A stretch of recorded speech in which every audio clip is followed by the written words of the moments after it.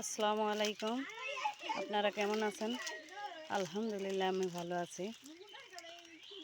আমি আপনাদেরকে দেখানোর চেষ্টা করছি গরুর গাড়ির চাকা।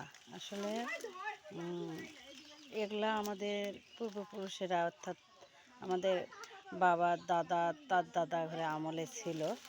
তো আমাদের বাড়িতেও আছে। এটা নাকি আমার দাদার দাদার হাতের। তো আপনাদেরকে দেখানোর চেষ্টা করতেছি।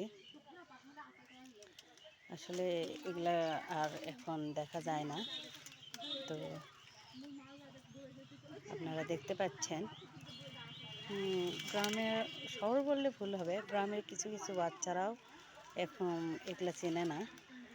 আসলে ওই গরুর গাড়ি কি মা ফুপুর কাছ থেকে গল্প শুনতে পারে, কিন্তু গরুর গাড়ির চাকা কীরকম এটা হয়তো বা গ্রামের অনেক বাচ্চারাও চেনে না।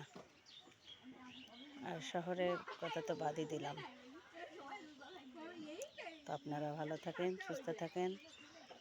আল্লাহ হাফেজ।